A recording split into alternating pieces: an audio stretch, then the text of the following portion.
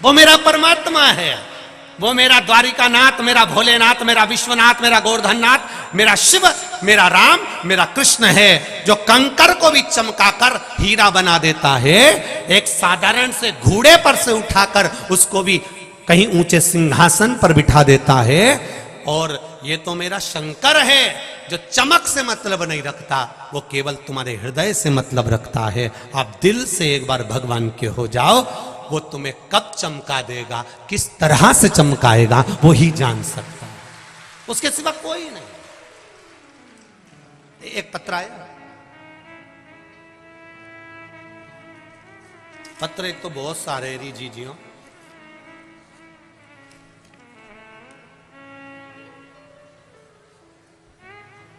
Alpana Pandey, mobile number लिखा है आपने अल्पना जी। शिव जी की महिमा का क्या बखान करूं गुरुदेव। मैं अल्पना पांडे, श्री संजय पांडे, बर्रा 6 कानपुर की निवासी हूं। कहीं बैठी हूं अल्पना जी तो हाथ हिलाइएगा, आपके दोनों कहीं बैठी हो तो हाथ हिलाइएगा। अल्पना जी पांडे कहीं बैठी हो, इधर है क्या कोने में? ठीक है, उधर के कैमरे से कैच कर लीजिएगा बाबू। अल्पना जी पांडे इधर है, ठीक है, दिख रही हैं क्या? आस्था वालों को दिख गई? आस्था वालों तुम भी अगली बार से 4-5 कैमरा लेके आया करो, बहुत सारे होगा, इनको कैच कैसे करोगे रे?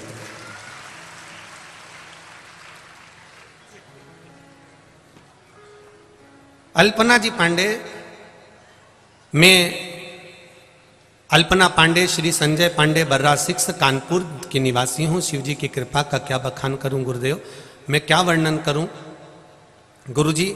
मेरे पति बहुत पहले से ही हृदय रक्तचाप एवं शुगर से, मधुमेह से रोगी थे, परंतु अचानक इस वर्ष मई के महीने में उनकी तबीयत बहुत खराब हो गई। तो मैंने तुरंत डॉक्टर को दिखाया, तो उन्होंने किडनी की जांच करवाने के लिए बोला। जांच करवाने पर रिपोर्ट में किडनी में एक किडनी 100% तक खराब हो गई और दूसरी किडनी 70% खराब हो गई। हम बहुत परेशान हुए तथा उन्हें तुरंत एडमिट करवाया तथा इलाज शुरू किया। तब भी उनकी तबीयत रिपोर्ट कोई सुधार नहीं हुआ। तत्पश्चात मेरी छोटी बहन ने मुझे शिव पुराण सुनने का बोला, पशुपतिनाथ का व्रत करने के लिए बोला। मेरी छोटी बहन सीहोर गई और वहां से कंकर लाकर दिया, क्योंकि आप कहते हैं कंकर शंकर है सीहोर का। कुबेरेश्वर बाबा का कंकर शंकर लेकर आई। उस कंकर को ही हम रुद्राक्ष मानकर उसको जल में गलाते और शिव जी को मानकर वो पानी शंकर जी का आनंद लेकर हम हमारे पति को थोड़ा सा दे देते। गुरु जी उनकी बात मानकर आज भी रुद्राक्ष के जल को में पीते हैं वो, और उनके साथ मैंने एक लोटा जल बेलपत्री शिव जी को चढ़ाना प्रारंभ कर दिया। बाबा की कृपा से बेलपत्री भी ग्रहण कराती हूँ, शिव जी का जल भी उनको देती हूँ। श्री शिवाय नमस्तुभ्यम का जाप किया।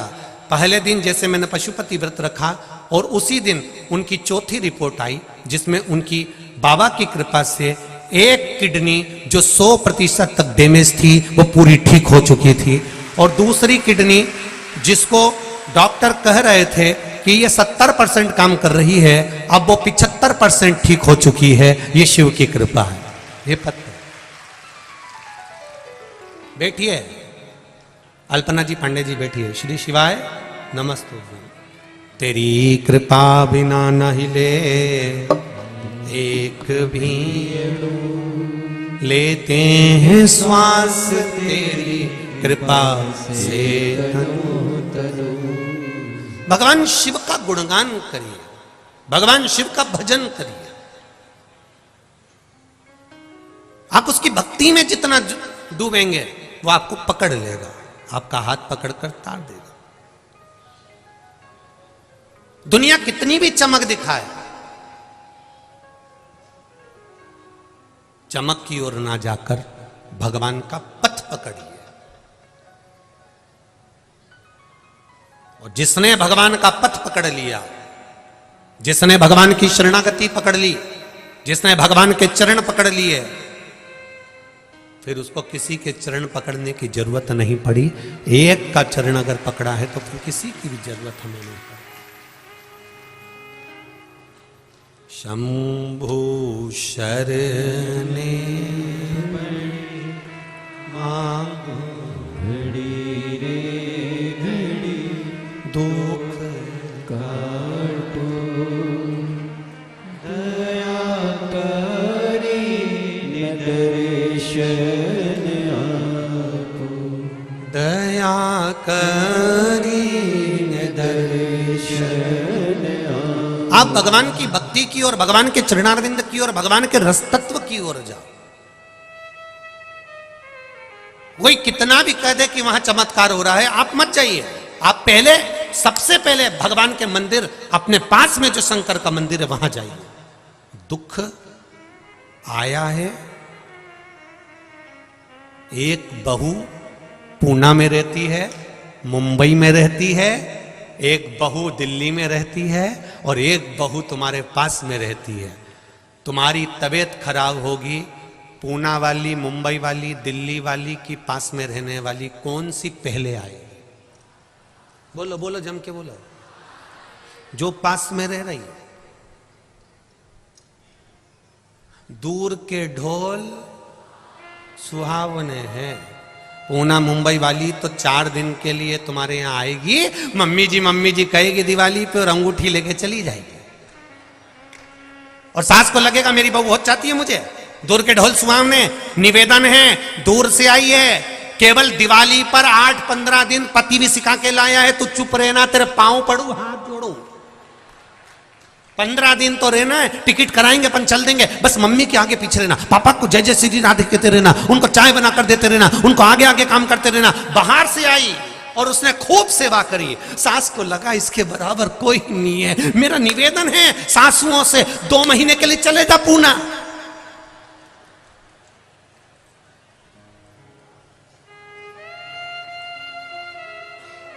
अभी तक जो जगदम्बा थी, थोड़े दिन में चंद्र घंटा नहीं हो जाए तो बता देना।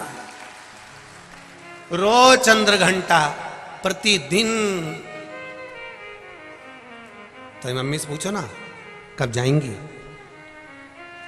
तो मम्मी ने ये बोल दिया, आई काय को यहां पूना में, इनको कौन ने बोला था कि आओ।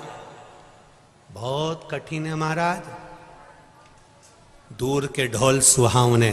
कोई कहते वहां चमत्कार हो रहा है, कोई कहते वहां ये हो रहा है, कोई कहते वहां वो हो रहा है। नहीं, सबसे पहले अगर तुम्हारे को दुख है तो दुनिया में जाने से पहले अपनी जो बहू पास में है, अर्थात जो शंकर जी का मंदिर तुम्हारे करीब में है, पहले उसके पास चले जाना, उससे विनती कर, उससे निवेदन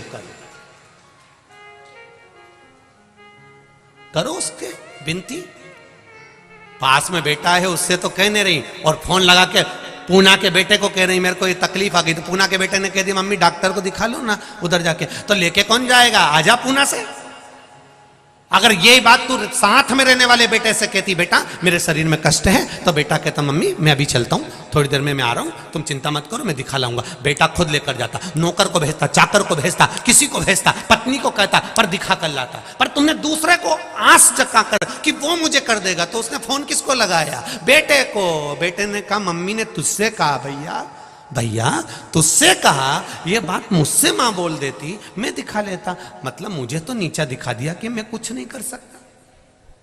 आपके पास में जो रह रहा है, आपके करीब में जो रह रहा है, जो शंकर भगवान का मंदिर तुम्हारे नजदीक में है, जो शिवालय तुम्हारे पास में है, जो शंकर भगवान का शिवालय तुम्हारे नजदीक में है, जो बेलपत्री का पेड़ तुम्हारे पास में है, जो पीपल का वृक्ष तुम्हारे पास में है, जो आंवले का वृक्ष तुम्हारे पास में है, जो शंकर का शिवालय तुम्हारे पास में है, सारी दुनिया में जाने से पहले तुम्हारे करीब के शंकर भगवान के मंदिर में पहुंचो। उसको हल्के में मत लो।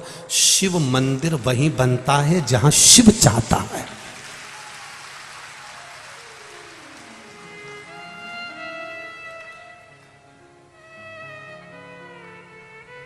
कानपुर में बैठा है आनंदेश्वर महादेव। उसका नाम पूरी दुनिया से हटकर है आनंदेश्वर, कि मैं भी आनंद में रह रही हूं, तुम भी रहो। क्या किसको रोइए चादर तान के, सोइए। ये महादेव सिखा रहा है टेंशन वेंशन लेने की जरूरत नहीं है, टेंशन की जरूरत नहीं है। भगवान की भक्ति में जुओ जितना हो सकता है, और रहो अपनी मस्ती में, जैसे रहते हो साधारणता में, जैसे आनंद में, सिंपल, कोई चमक नहीं, कोई चमक नहीं चाहिए ऐसी चमक। ये चमक ये दमक फूल वन में महक, सब कुछ सरकार तुम्हीं से है। उसकी भक्ति को रमो, उसके भजन को रमो। क्या सोचना अपन को चमक का। एक बात और अपनी जिंदगी में उतार लीजिए, चारों तरफ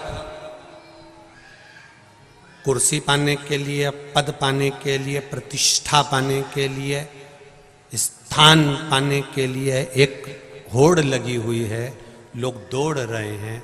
मेरा निवेदन है, सब कुछ मिल सकता है, एक बार शंकर भगवान को पाने के लिए दौड़ पड़ो, सब कुछ मिल जाएगा, सब कुछ।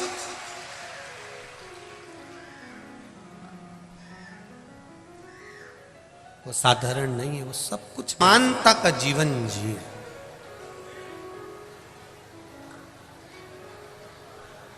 जब हम बहुत उन्नति की ओर बढ़ जाते हैं ना, जब हम बहुत ऊंचाई की ओर चले जाते हैं, बहुत बड़ा बनने का प्रयास करते हैं, तब हमारी दो चीजें कम हो जाती हैं। क्या क्या चीज कम हो जाती है?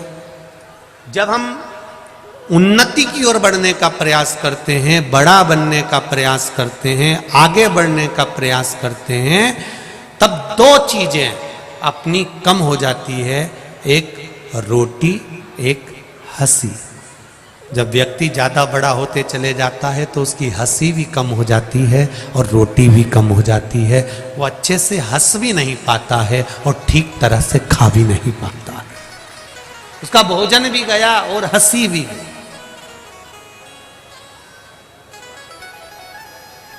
ना वो भोजन प्रेम से कर पाता है और ना वो ठीक तरह से चार लोगों में बैठकर हंस पाता है कि मुस्कुरा पाता है, उसकी हंसी भी चली जाती है।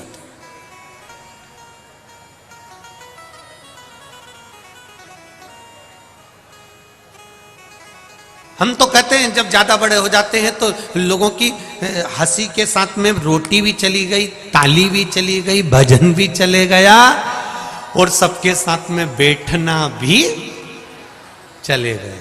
जब ज्यादा बड़े होते चले जाते हैं ना तो 10 लोगों में आप नहीं बैठ पाते, क्योंकि आपको ऐसा लगता है कि मेरे लिए थोड़ा वीआईपी व्यवस्था चाहिए, फिर भोजन भी वैसा चाहिए, मैं ज्यादा खाती नहीं, शरीर बनाना पड़ेगा, उस हिसाब से रहना पड़ेगा, ज्यादा खा लेंगे श्रेष्ठता नहीं लगेंगे। हंस भी नहीं सकते, हंसेंगे भी तो बड़ा सावधानी से हंसेंगे, बहुत हंसी भी आ रही है ना तो थोड़ा सा ही मुस्कुराना पड़ेगा। भूख भी बहुत तेज लग रही है पर 4 लोगों में बैठे हैं तो ज्यादा खा भी नहीं सकते।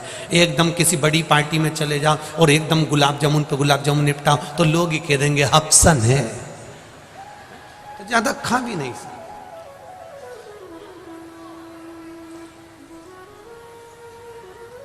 छोटे बनकर आप कुछ भी कर सकते, छोटे बनकर अपनी जिंदगी को मस्त जी सकते हो। कथा कह रही है, भगवान शिव का चरित्र कह रहा है, भगवान शंकर का गुणगान कर रहा है। हिरण्यकशिपु तप करा, वर प्राप्त करा, ना नीचे मरू, ना ऊपर मरू, ना अंदर मरू, ना बाहर मरू, ना अस्त्र से मरू, ना शस्त्र से मरू, ना दिन में मरू, ना रात में मरू, ना 12 महीने में मरूं। और उसी के घर में बालक ने जन्म लिया जिसका नाम था प्रहलाद। अब जरा समझिएगा इस कथा को। ये कथा तो आपने भागवत जी में भी सुन रखी है, पर शिव महापुराण में ये कथा क्यों दी गई? उसका केवल एक कारण है, भगवान के चरणों के प्रति विश्वास। हिरण्यकशिपु तप करे, वर मांगा, वर ब्रह्मा जी से प्राप्त करा, तथास्तु ब्रह्मदेव ने कह दिया ठीक है, कोई बात नहीं, पर तुम सोचो कि मरोगे नहीं, ये निश्चित है कि मरना है। तो कह दिया ना नीचे मरूं ना ऊपर मरूं, ना अंदर मरूं ना बाहर मरूं, ना अस्त्र से ना शस्त्र से, ना दिन में ना रात में, ना नर से ना पशु से, और ना ही 12 महीने में मरूं। तथास्तु कह दिया। ठीक है, वर मिल गया, आ गए। घर में बेटे का जन्म होना है। धर्म पत्नी को देवऋषि नारद ने ले जाकर ज्ञान उपदेश दिया, खूब सत्संग कराया, खूब सत्संग कराया। सत्संग का बल कितना है, जरा विचार करिएगा। एक पत्र आया है, उस पत्र में जरा सत्संग का बल देखिए।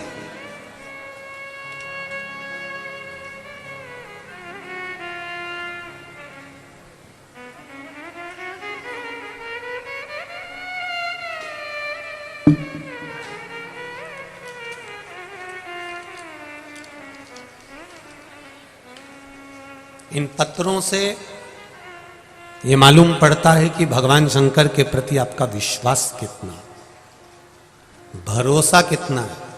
इस पत्र में दिल्ली के हॉस्पिटल की पूरी रिपोर्टें लगाई गई हैं, पूरे एक्सरे लगाए गए हैं, जो शरीर में रोग हुआ उसकी पूरी जांचें सब लगाई गई। जरा पत्र, मेरा नाम रेणु तोमर है, मैं मुरैना मध्य प्रदेश से आई हूँ। रेणु जी कहीं बैठी हो तो हाथ हिलाइएगा। रेणु तोमर मुरैना मध्य प्रदेश से हैं, कहीं बैठी हो तो हाथ हिलाइएगा। जहां भी बैठी हो अपना दोनों हाथ अवश्य हिलाइएगा। कहीं बैठी हो, इधर है क्या? अच्छा ठीक है, दोनों हाथ हिला दो। रेणु जी हमें दिख तो नहीं रही हो, पर आप दोनों हाथ हिला दीजिए उधर। गुरुजी शिव महिमा का क्या मैं बखान करूं। 10 जून 2022, अभी कौन सा महीना चल रहा है? 11वां है ये, नवंबर का। ये जून की बात है। 10 जून 2022 में मेरी मां को हार्ट में दर्द होने लगा, तो फिर उन्हें ग्वालियर में डॉक्टर ने सीटी स्कैन कराया, तो उनको क्लॉट नजर आया। तो फिर से डॉक्टर ने दोबारा से सीटी स्कैन कराया, तो उसमें डॉक्टर ने उन्हें लंग्स में कैंसर की गांठ बताई और बोला कि इनको जल्द ही कैंसर हॉस्पिटल में भर्ती करो। कीमो कराने का बोला। उस समय हमें कुछ समझ में नहीं आया, और फिर हमारे यहाँ हम उनको मंदिर देवालय का भी स्मरण कराए, और अंत में हम उनके लिए बाबा से विनती करते रहे, बाबा को निवेदन करते रहे। फिर हम उनको चौतराम अस्पताल में दिखाने के लिए लेकर गए। फिर पीटी स्कैन हुआ, और उस पीटी स्कैन में डॉक्टर ने 3 कैंसर की गांठ बताई और बोला कि आपकी मम्मी के लंग्स में जो 3 गठाने हैं वो कैंसर की हैं। और उस डॉक्टर ने वही जांच को बेंगलोर भेज दिया। जब बेंगलोर वाली जांच वापस आई तो डॉक्टर ने बताया कि आपकी मम्मी को कैंसर है, और इनको 46 हजार रुपए की कुछ दवाइयां हैं, वो इनको देना चालू करना पड़ेगा। फिर कीमो का क्रम चालू करेंगे, जांच करेंगे। करते करते उसी जगह पर जहां पर मम्मी को एडमिट किया था, पास में ही एकांत में मैं बैठी हुई थी, और किसी ने बोला कि आप कुंदकेश्वर महादेव के नाम से 1 लोटा जल शिव जी को चढ़ाओ, और वहां से एक बेलपत्री लेकर आ जाओ, और भगवान शंकर को याद करो, कुबेरेश्वर महादेव को याद करो, कुंदकेश्वर महादेव को याद करो।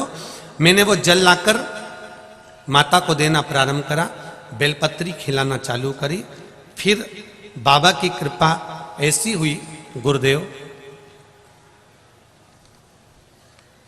भगवान शंकर की शिव महापुराण की कथा मम्मी को सुनाना प्रारंभ कर दिया। बाबा की 46 हजार रुपए की टेबलेट भी हम लोगों ने जैसे तैसे मंगवा ली और देने के लिए आतुर हुए। पर बाबा की कृपा ऐसी हुई गुरुदेव, दूसरी जब रिपोर्ट आई तो डॉक्टर मेरे पिताजी ने मुझे फोन कर कर बोला कि बेटा दूसरी जो रिपोर्ट आई है उसमें जो 3 गांठें थी, एक भी गांठ कैंसर की नहीं रही, सारी गांठ समाप्त हो गई। उसकी जांच ये भेजी है, फोटो भी भेजे हैं, जांच की रिपोर्ट भी भेजी है, जिसमें पहले कैंसर बताया गया था, वो भी आप टीवी पर देख सकते हैं। उसमें गठाने निश्चित बताई गई और बाद में गठाने गायब भी हुई, वो भी कैंसर की रिपोर्ट में वर्णित थे। एक रिपोर्ट में कैंसर है और दूसरी वाली में कैंसर गायब। ये शिव है, आपका विश्वास, आपकी जागरूकता। एक पत्र और है बड़ा सुंदर।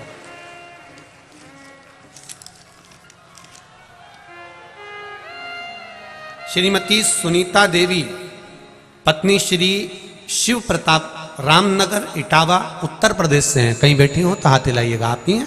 श्री शिवाय नमस्तुभ्यम। दोनों हाथ हिला दो एक बार। हर हर महादेव। हे गुरुदेव, एक गरीब काम करने वाली लड़की हमारे पड़ोस में रहती है। 15 दिन पहले अचानक उसकी तबीयत खराब हो गई।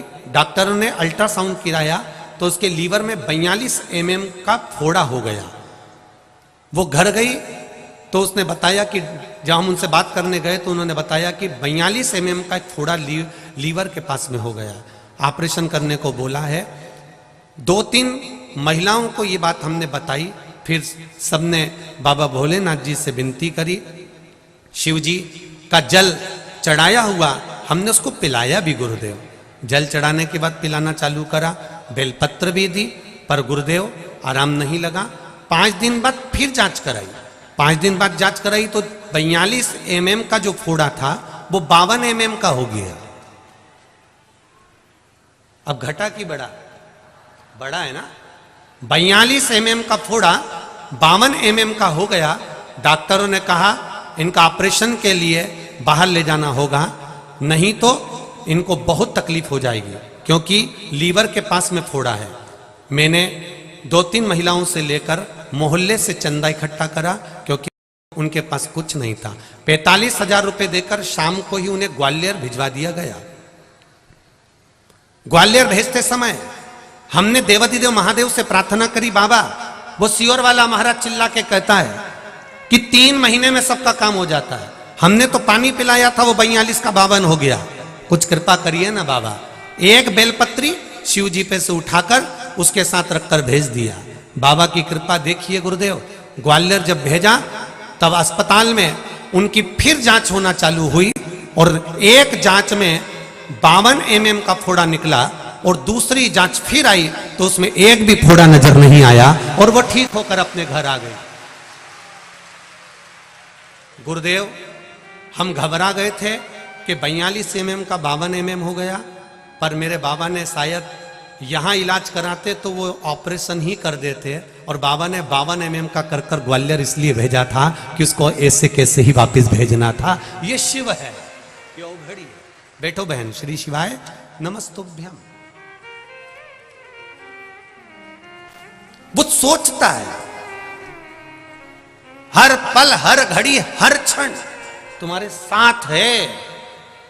अब एक बात सोचिएगा जरा, सियोर वाला महाराज इनके साथ में वहां नहीं था, पर जो पास में शिव जी का मंदिर था, जो पास में बहू थी, वो आई कि नहीं आई? वो सामने खड़ी हुई कि नहीं हुई? मेरा महादेव तुरंत तुम्हारे सामने आकर खड़ा हो गया। अकाल मृत्यु वो मरे जो काम करे, चंडाल का काल उसका क्या बिगाड़े, जो भक्त हो महा काल का। जो शिव की आराधना कर रहा है, अगर वो 42 mm का ही फोड़ा रहता तो ऑपरेशन यहीं करा देते, पर वो 52 का बाहर ले जाओ, क्योंकि भोलेनाथ चाहता था कि इसका ऑपरेशन नहीं होना चाहिए, और ग्वालियर गई और वापस आ गई और आज अच्छे से रह रही। ये शिव तत्व, ये शंकर। अपने शिव मंदिर में जाओ, भगवान शिव का गुणगान गाओ। आपको बरेश्वर धाम मत आओ, पर जब बाबा आपकी झोली खुशियों से भर दे और कुछ कृपा एक भी पूरी कर दे, तब बरेश्वर धाम जरूर जाओ। मना नहीं, हम मना नहीं करते, ये अपना जाइए, जाओ। भक्ति के बल को बढ़ाना है हमें अपने भजन को बढ़ाना है, हमें अपने कीर्तन को बढ़ाना है।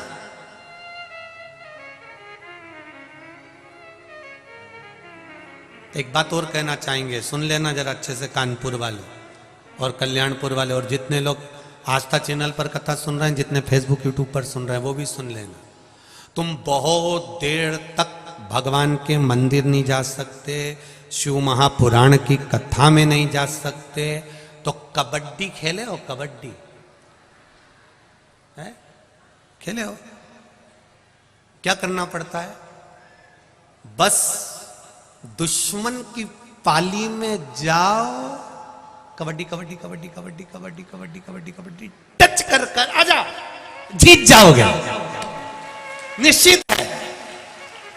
ज्यादा देर भगवान के पास बैठने की जरूरत नहीं है, बस शिव मंदिर की देहली तक जाओ, छू कर वापिस आ जाओ, जीत जाओ, निश्चित है। शिव मंदिर के द्वार तक गए और जीत कर वापिस आ जाओ, ये निश्चितता है। तेरी कृपा बिना न हिले। हमारे बीच में संत महात्मा है, जोरदार ताली बजाकर स्वागत कर। तेरी कृपा बिना न हिले एक भी अणु, लेते हैं श्वास तेरी कृपा से तनु तनु। एक जरा सा बस केवल टच ही किया है। आती है? कौन कौन खेले हैं कबड्डी? खेले हो? अरे बहुत बढ़िया, धर लो धर लो धर लो। कबड्डी कबड्डी कबड्डी टच करा, वापिस लौट कर आ गया। और अगर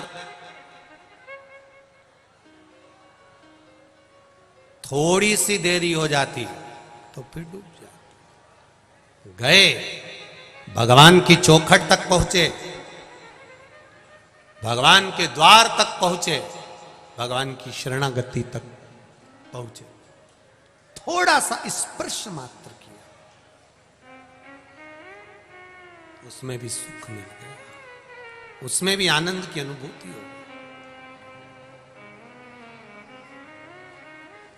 मेरे भोले तेरा सहारा है, मेरी नैया का तू किनारा है, मेरी नैया का तू किनारा। शिव कृपा जैसी। आप अगर आए हो शिव महापुराण की कथा में, भगवान शंकर की पावन कथा को श्रवण करने के लिए पहुंचे हो, समझ लेना पाली टच कर कर जा रहे हो तो ये निश्चित है कि विजयता प्राप्त जरूर होगी। आप आए उसके द्वार तक, आप आए उसकी चौखट तक। और मेरा इंदौर वासियों से भी निवेदन है, दलाल बाग के पास में इंदौर में यह कथा 22 तारीख को कानपुर में विराम हो जाएगी, 24 तारीख को दोपहर में 2 बजे से 5 बजे तक इंदौर में प्रारंभ हो जाएगी। मौका मत छोड़ना, टच करने के लिए भगवान शिव की शिव महापुराण में जरूर पहुंचना। मेरा बाबा क्या देगा ये तो मेरा विश्वनाथ ही जान सकता, ये मेरा बाबा देवाधिदेव महादेव जान सकता। लोग मुरैना से आ रहे हैं, मध्य प्रदेश से, कोई झांसी से आ रहा है, कोई रायसेन से आ रहा है, कोई कलकत्ता से आ रहा है, यहाँ कोई कलकत्ता वाले भी बैठे हुए हैं, कोई कलकत्ता से, कुछ तो मेरे बाबा ने दिया होगा तब तो पहुंचे हैं। ये इतने पत्रों का ढेर लगा हुआ है, पत्रों का, ये विश्वास से आप, भरोसा, दृढ़ता, कुछ तो कृपा करिए। और इंदौर वालों को मौका मिला है 24 तारीख से 30 तारीख तक दयाल बाग में कथा श्रवण करने, चूके नहीं, दिल से आनंद से 2 बजे से 5 बजे तक कथा का रस तत्व ग्रहण करो। आस्था चैनल फेसबुक यूट्यूब पर भी आप लोग श्रवण करें। 12 ज्योतिर्लिंग शिव महापुराण की कथा होगी, यहां भक्ति शिव महापुराण की कथा चल रही है, शिव भक्ति।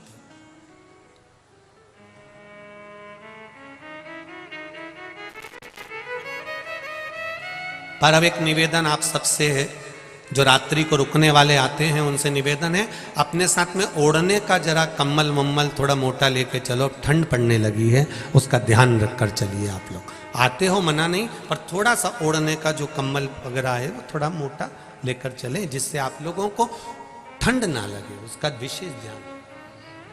भगवान की अविरल भक्ति, बैठो अभी दे मौका, भगवान की अविरल भक्ति को धारण करो। जिस भक्ति का बल प्रबल हो। हिरण्यकशिपु ने मांगा ना नीचे मरू ना ऊपर मरू ना अंदर मरू ना बाहर मरू ना अस्त्र से मरू ना शस्त्र से मरू ना दिन में मरू ना रात में मरू, ना नर से मरू ना पशु से मरू, ना ही 12 महीने में मरू। धर्म पत्नी गर्भ से थी और नारद जी ने उनको ज्ञान उपदेश दे दिया, गर्भवती नारी को भगवान का भजन करना चाहिए। ये हमारा शास्त्र कह रहा है, ये शास्त्र कह रहा है। पर आज के जमाने में डॉक्टर कह देते हैं बेड रेस्ट, दिन भर पलंग पे पड़ी रहो और नाटक देखती रहो। औलाद भी जो पैदा हुई वो आते से ही नाटक करना चालू कर देती है, वो भी नाटक करती है। गोदी में रखो तो चुप, जमीन पे सुलाओ तो पे पे करे, ये नाटक नहीं तो क्या।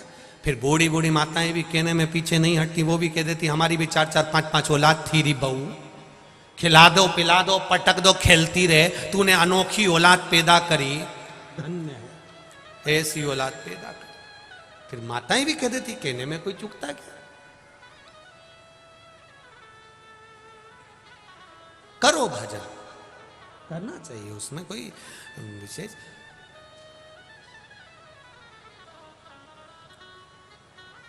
पर गर्भ में बच्चा हो, गर्भ में संतान हो, गर्भ में अगर औलाद है, गर्भ में अगर संतान है, तो भजन,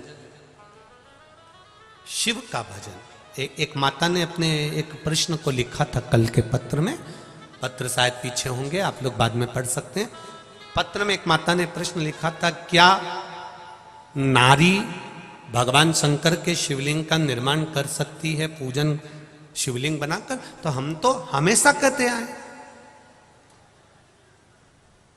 हमने हमेशा आपसे कहा है कि शिवलिंग का निर्माण कोई भी कर सकता। ये जरूरी नहीं कि ब्राह्मण ही शिवलिंग बनाएगा, क्षत्रिय ही शिवलिंग बनाएगा, वैश्य ही बनाएगा, शूद्र ही बनाएगा, या पुरुष ही बनाएगा, या नारी ही बनाएगी, कोई भी।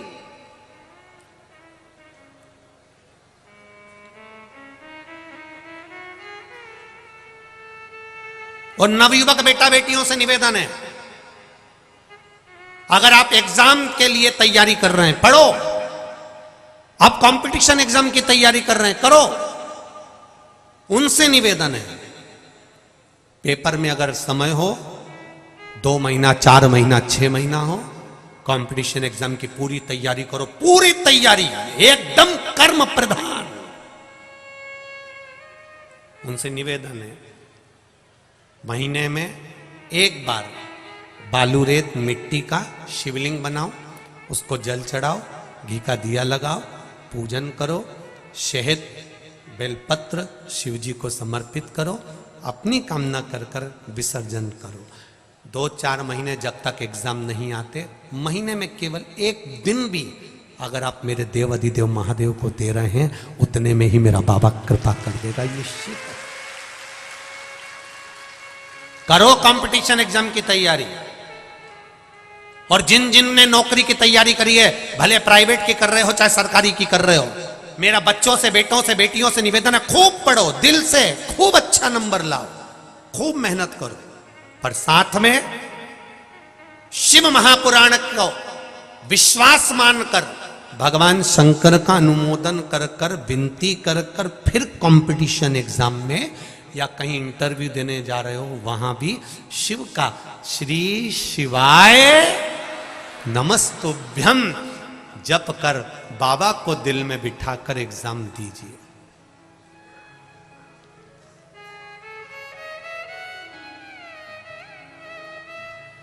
ये जो चतुर जो माताएं होती हैं ना, ये अपने बच्चों को स्कूल के टीचर के पास में ही ट्यूशन भेजती हैं। पूछो क्यों? हम बोले उससे अच्छा तुम ही बोल दो क्यों। स्कूल के टीचर के पास में ट्यूशन भेजती हैं, और स्कूल के टीचर के पास में ट्यूशन इसलिए भेजती हैं कि जब बच्चे का एग्जाम का समय आएगा, बोलो री जी जी हो, एग्जाम का समय आएगा, तब ये स्कूल की जो टीचर है वो थोड़ा थोड़ा देख लेगी। अब बच्चा एग्जाम दे रहा है, जिसके पास उसने ट्यूशन पढ़ी है, वो टीचर घूम रहा है। टीचर जब घूम रहा है, टीचर जब घूम रहा है और टीचर जब इधर से उधर घूम रहा है, और महाराज जब टीचर इधर से उधर घूम रहा है तो बच्चे को लगता है कि मैंने इन्हीं के पास ट्यूशन पढ़ी है, मेरे सर मुझे बताएंगे, मेरे टीचर मुझे दिखाएंगे, मेरे टीचर मुझे दिखाएंगे, कुछ बता देंगे। पर टीचर एग्जाम के उस कक्ष में अपने स्टूडेंट को कुछ नहीं बताता है। ये टीचर की मर्यादा है, बताता नहीं है, उसकी मर्यादा में रहता है। एग्जाम दो तुम, एग्जाम तुम दीजिए, पर टीचर एक बात जरूर कर देता है, तो चिंता मत कर, एग्जाम दे, लिख पढ़, लिख पढ़, चिंता मत कर, रिजल्ट बनाना मेरे हाथ में है। उसी तरह देव अधिदेव महादेव कहते हैं, खूब पढ़ाई करो, दिल से पढ़ो, दिल से आगे बढ़ो, खूब पढ़ो, पर शंकर भगवान पर विश्वास भरोसा दृढ़ रखना, क्योंकि रिजल्ट बनाना देव अधिदेव महादेव के हाथ में। पढ़ो, खूब पढ़ो। मैंने तेरे ही भरोसे बाबा, तेरे ही भरोसे हवा बिच उड़ती जावांगी, बाबा डोर हटो छठी में कटी जावांगी, भोले मैं तेरी पतन, शंभो मैं तेरी पतन। दिल से कहो उसको। प्रहलाद का जन्म हुआ माता के गर्भ से, देवऋषि नारद ने ज्ञान उपदेश दिया। वो ज्ञान इतना प्रबल था देवऋषि नारद का दिया हुआ कि गर्भ से जो बालक हुआ उसने आते से भगवान के नाम का आह्लाद करा और उसका नाम प्रहलाद हो गया। ले गए, हिरण्यकशिपु को मालूम पड़ा, घर लेकर गए, पर गर्भ का ज्ञान प्रबल ज्ञान था, बहुत प्रबल ज्ञान,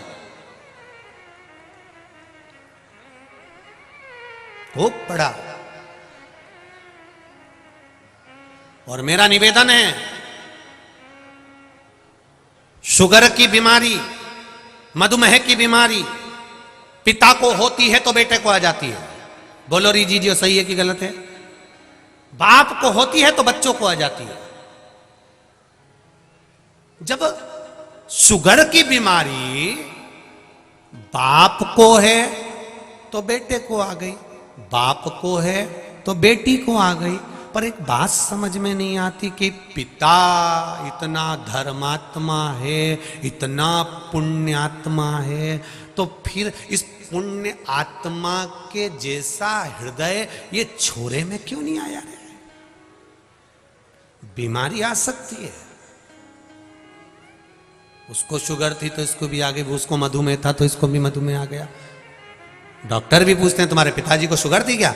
हाँ साहब, उनको शुगर थी तो तुमको भी है, थोड़ा ना थोड़ा अंश है। कारण मेरा निवेदन केवल इतना सा है, पिता का जैसा धर्म है, पिता जैसे भगवत भजन में लगा है, पिता जैसे धर्म में लगा है, सुंदर संस्कारों में लगा हुआ है, सनातन धर्म को आगे बढ़ाने में लगा हुआ है, अच्छे कर्म को आगे बढ़ाने में लगा हुआ है, ऐसा पुत्र होना चाहिए। पर आजकल कहने और करनी में अंतर है बहुत।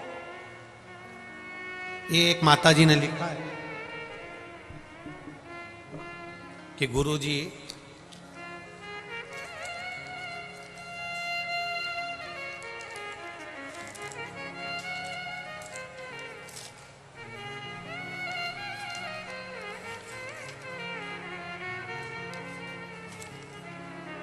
प्रीति त्रिपाठी निराला नगर कानपुर से हैं। इन्होंने लिखा है, सब पढ़ना जरा अच्छे से।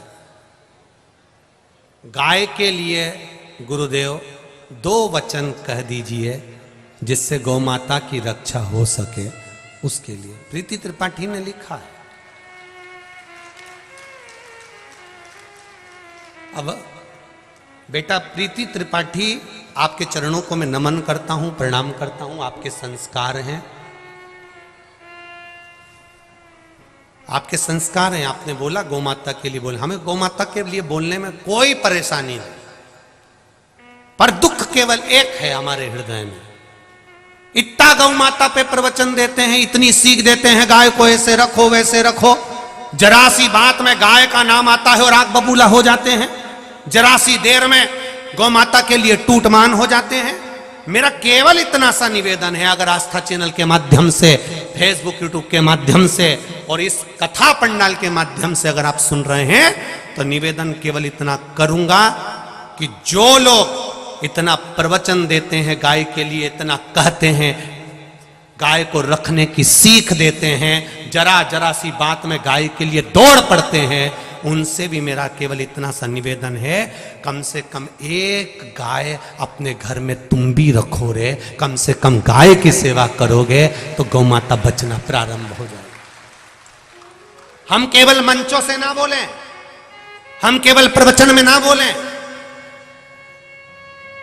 हम केवल जरा सी गाय बात निकली और जरा से उसमें हम टूटमान हो रहे हैं। तो हमारे को फर्ज बनता है कि रोड पर चल रही गाय जो कट रही हैं, पड़ी हुई हैं, जिनको भोजन तक नहीं मिल रहा, उसकी जवाबदारी हमारी खुद की होना चाहिए कि हम उस गौ माता को स्वयं लेकर आए, उसकी सेवा करें, उसकी चाकरी करें, उसको संभालें।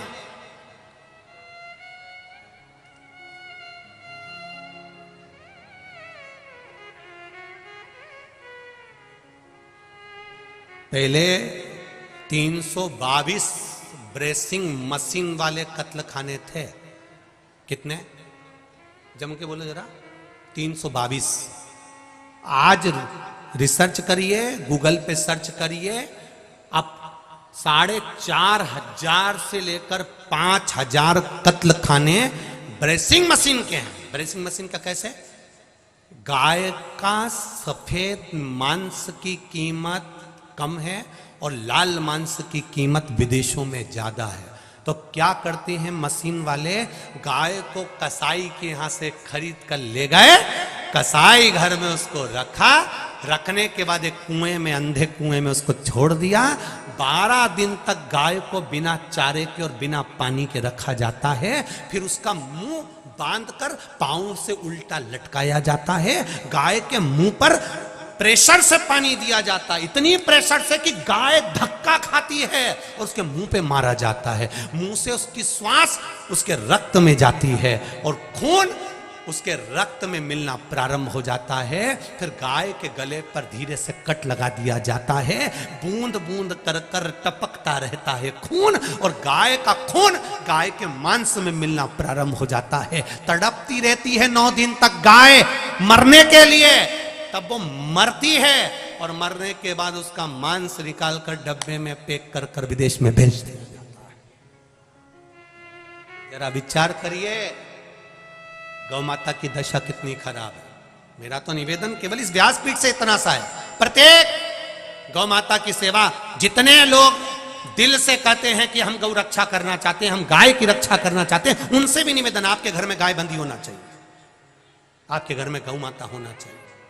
आप गौ माता की सेवा में लीन रहो। ज्यादा नहीं रख सकते, 1 रखो, 2 नहीं रख सकते तो 1 की सेवा करो। जितनी सेवा बन सकती है उतनी करो। बड़ी प्रसन्नता होती है पथमेड़ा गौशाला को जब हम देखते हैं, राजस्थान की। पथमेड़ा वाले महाराज जी ने कितनी सुंदर व्यवस्था से संभाल रखा है उसको। बड़ी प्रसन्नता होती, आनंदता होता। करो सेवा। प्रहलाद जी महाराज का चरित्र कर रहा है, प्रहलाद जी महाराज का सुंदर भाव कर रहा है, भगवान की विरल भक्ति कर रही है। हिरण्यकशिपु ने प्रहलाद को जगह जगह मरवाने का विचार करा, पर नहीं मर पाया, क्योंकि उसको मेरे महादेव ने, मेरे भगवान ने उसको रख रखा था। कई लोग कहते हैं किसी ने हमारा बुरा कर दिया, किसी ने हमारी दुकान बांध दी, किसी ने हमारे ऊपर टोना कर दिया, किसी ने हमारे ऊपर टोटका कर दिया, किसी ने हमारे ऊपर ये कर दिया, हमारा व्यापार नहीं चल रहा, हमारा ये नहीं चल रहा, हमारे ऊपर ऐसा कर दिया कि हम बीमार हो गए। किसी की सामर्थ्यता नहीं कि कोई तुम पे टोना कर दे। अगर टोना करने वाले होते तो सबसे पहले मोदी पे ही करते।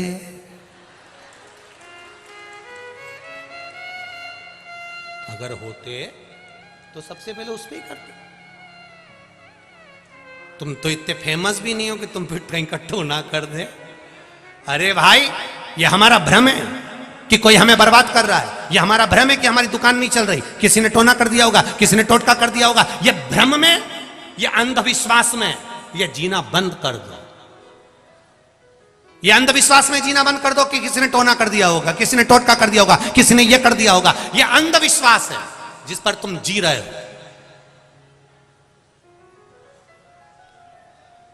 कोई किसी पर कुछ नहीं कर सकता। करने वाले होते तो अंबानी को छोड़ देते, मोदी को छोड़ देते, जो ऊंचे ऊंचे पद पर हैं। सबसे पहले दूसरे लोग इन्हीं को पकड़ते और टोना करवा के निपटा देते। पर किसकी सामर्थ्यता? अंधविश्वास में जितना फंसोगे उतने फंसते चले जाओगे। अंधविश्वास में जितना डूबोगे उतने डूबते चले जाओगे। किसी की सामर्थ्यता नहीं कोई तुम्हारा बुरा कर दे। बस एक संबंध बनाकर रखो, वो शमशान वाले से। जब शमशान वाला तुम्हारे घर में होगा शिवलिंग के रूप में, तो किसी की सामर्थ्यता नहीं कि कोई कुछ कर दे।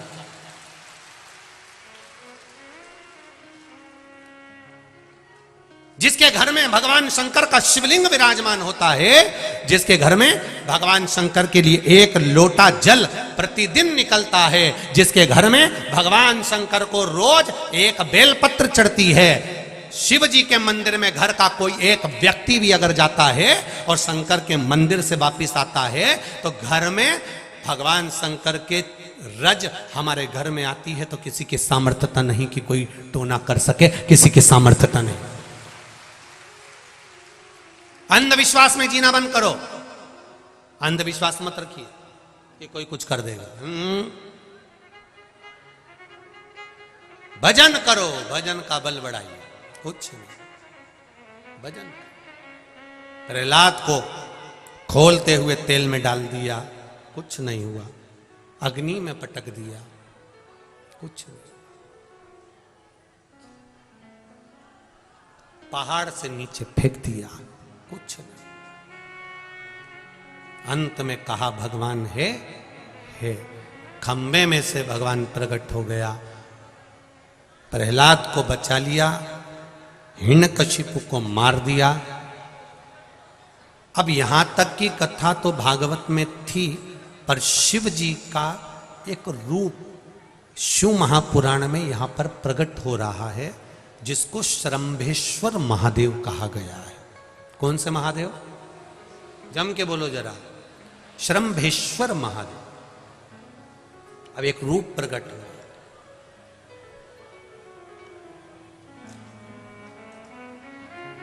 अब नरसिंह भगवान ने हिरण्यकशिपु को मार दिया, पर क्रोध कम नहीं हुआ है नरसिंह भगवान का। सारे देवता भगवान शिव जी के पास गए, भोलेनाथ भोलेनाथ भोलेनाथ। देवादिदेव महादेव ने पूछा क्या हो गया? वो भगवान नरसिंह को बहुत गुस्सा आ रहा है, जहां जाते हैं वहीं टूट फूट कर जाते हैं। कुछ कृपा करो ना भोलेनाथ। क्रोध करने वाला व्यक्ति दूसरे के चक्कर में खुद को क्रोध करता है, दूसरा व्यक्ति इसका मजा लेता है और स्वयं क्रोध में, गुस्से में अपना काम बिगाड़ बैठता है। दूसरा व्यक्ति इसका मजा ले रहा है। क्यों करना क्रोध? क्या करोगे क्रोध कर कर?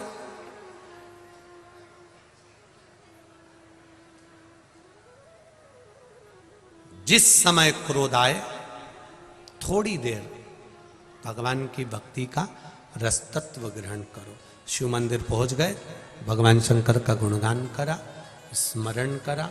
कभी कभी हम हमेशा कहते रहे हैं, आज फिर कह रहे हैं, कभी मौका मिल जाए, घर में अगर ज़्यादा क्रोध हो रहा हो, चिड़चिड़ प्रवृत्ति हो रही हो, क्लेश ज़्यादा हो रहा हो, तो एक बेलपत्र लो इस बेलपत्र को शंकर भगवान के शिवलिंग पर चढ़ा दो। 5 जगह पर जल चढ़ाना प्रारंभ कर दो। जैसे ये शिवलिंग है, ये जलाधारी है, जलाधारी के बीच में अशोक सुंदरी है, राइट में गणेश, लेफ्ट में कार्तिकेय हैं। जहां पर शिवलिंग रखा हुआ है वो पार्वती जी का स्थान है। ये शिवलिंग ऊपर से जो बूंद बूंद पानी जलाधारी से टपक रहा है वो शंकर भगवान की 5 लड़कियां हैं, जया, विषहरा, शामरीवारी, दौतली, देव। 5 जगह पर जल चढ़ाना प्रारंभ कर दो। अगर ज्यादा घर में क्लेश हो रहा है, गुस्सा आ रहा है, सब चिड़चिड़ कर रहे हैं, एक बेलपत्री चढ़ाओ, जल भर कर ले गए शिव जी के मंदिर। पहले अशोक सुंदरी पर चढ़ाइए, फिर गणेश जी पर चढ़ाइए, कार्तिकेय पर चढ़ाइए, इसके बाद में जलाधारी पर चढ़ाइए, फिर जल शिव जी पर चढ़ा दो अपने मन का भाव रखकर। 5 मिनट बैठ गए, शिव मंदिर में शंकर भगवान के शिवलिंग का स्पर्श करा। स्पर्श कर कर वही हाथ को लेकर अपने घर पर आ गए। दिल्ली में प्रवेश करते हुए कहीं हाथ लगा भी दिया, क्योंकि ये तो बल है मेरे शिव का, आप अंदर प्रवेश कर जाओ। ज़्यादा से ज़्यादा 8 से 9 मिनट लगता है। घर में कितना भी क्लेश चल रहा होता है, अपने आप 9 मिनट 10 मिनट के अंदर शांत हो जाता है। क्रोध की शांति भी मेरा शिव है।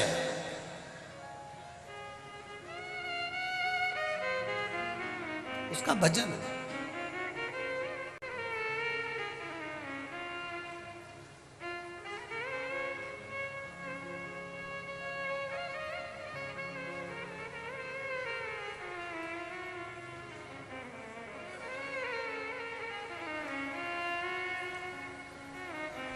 वो बस उसका स्पर्श मात्र हो गया तो हमारा कल्याण हो गया, स्पर्श मात्र से।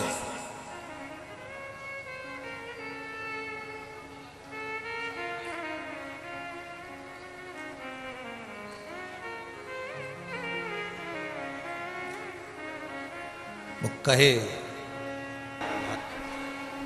आनंद से रह रहे हैं, पर नरसिंह भगवान का क्रोध शांत नहीं। तब देवताओं ने भगवान शिव जी से विनती करी, निवेदन करा, भोलेनाथ कृपा करो। ये नरसिंह भगवान तो गुस्से पर गुस्सा करे जा रहे हैं, क्रोध पर क्रोध करे जा रहे हैं, और इन्होंने बहुत उपद्रव मचा कर रखा। सारे देवता घबरा रहे हैं। आप करुणा करिए, आप कृपा करिए। भगवान शिव जी ने कहा कि नरसिंह भगवान को उठाकर मैं बद्रिकाश्रम की अलखनंदा नदी में छोड़ देता हूं, पर बात इतनी है कि उसमें आप सबका सहयोग चाहिए। एक बात बहुत अच्छी से याद रखिएगा, कभी ये मत सोचना कि अकेले रहोगे तो खुश रहोगे, परिवार के साथ में रहोगे तो ज्यादा खुश रहोगे, क्योंकि परिवार की एकता में जो आनंद है वो दुनिया में कहीं आनंद नहीं।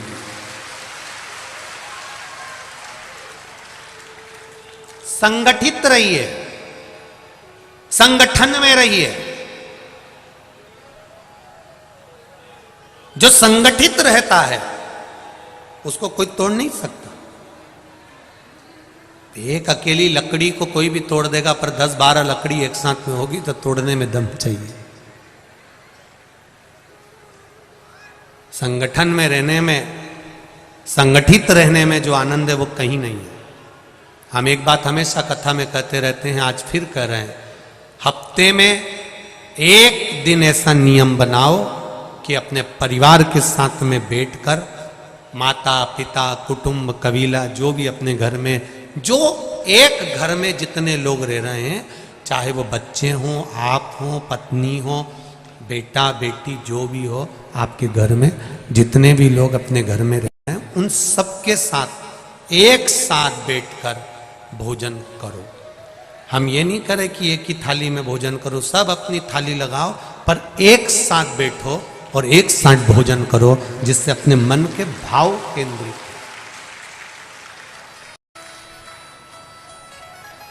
संगठित रहिए, संगठन में रहिए।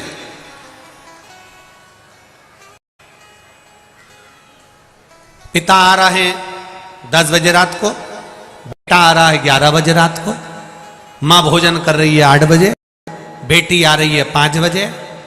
ऐसा भोजन का क्रम नहीं होना चाहिए। संगठित रहकर भोजन करें। ज्यादा दिन नहीं, हम ये कह नहीं रहे कि आपसे कि रोज करो, हफ्ते में एक बार।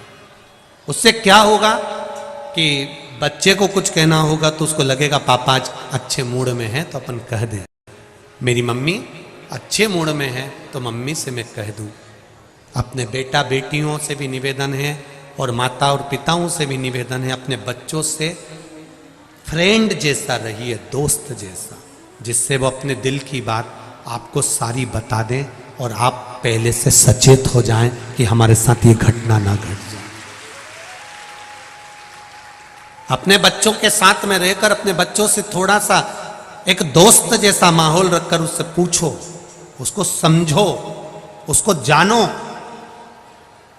बच्चा कहीं कोई गलत बात छुपा तो नहीं रहा है, 1 महीना 2 महीना 6 महीना 4 महीना उसके मन में कुछ चल रहा और वो छुपा छुपा कर चल रहा है, बाद में मालूम पड़ता है तो फिर रोना आता है। क्या करेंगे अब हम, कैसे बचाएंगे गुरुजी, अब हम क्या कर सकते हैं गुरुजी? तो गुरुजी कुछ नहीं करेगा, करना तुमको पड़ेगा। थोड़ा संगठन में रहिए, थोड़ा संगठित। भगवान शिव ने कह दिया 33 कोटि देवी देवता मेरा साथ दे दे, मैं नरसिंह भगवान के गुस्से को शांत कर दूंगा। ये 33 कोटि देवी देवता मेरा साथ दे। तो देवताओं ने पूछा हमें क्या करना पड़ेगा? शंकर भगवान ने कहा मैं शरंभ पक्षी का रूप धारण करूंगा, तुम मुझ में बल देना, सब मेरे पंखों से लपट जाना, मैं बल पाकर नरसिंह भगवान को अपनी चोंच से या पंजे से उठा लूंगा और उठाकर अलखनंदा नदी में गंगा के जल में डाल दूंगा। जब नरसिंह भगवान को गंगा के जल में अलखनंदा नदी में डालूंगा तब उनका क्रोध अपने आप शांत हो जाए। देवताओं ने कहा हम तैयार हैं। देवता बोले हमें तैयारी है, आप करो तैयारी। शिव जी ने एक रूप रखा सरंभ पक्षी का, नरसिंह भगवान को उठाया, पंजे में उठाकर ले गए, बद्रिकाश्रम की अलखनंदा नदी में उनको पटक दिया। पटके भगवान का क्रोध एकदम शांत हो गया, एकदम शांत। शंकर भगवान ने कहा नरसिंह भगवान से प्रभु वैकुंठ नहीं जाओगे? नरसिंह भगवान बोले मेरे को अलखनंदा नदी में रहने दो।